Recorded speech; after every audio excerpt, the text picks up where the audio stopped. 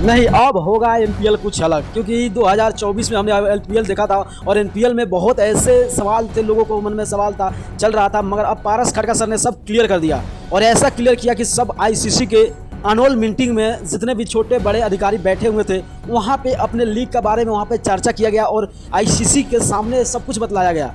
और ये सब बतलाने के बजाय नेपाल के एनपीएल को कुछ अलग लेवल मिलेगा, क्योंकि यहाँ आईसीसी का एक सपोर्ट भी मिल सकता है और आईसीसी का जब सपोर्ट मिलेगा तो भाई जो लीग होता है एनपीएल वो बहुत भव्य तरीका से होगा।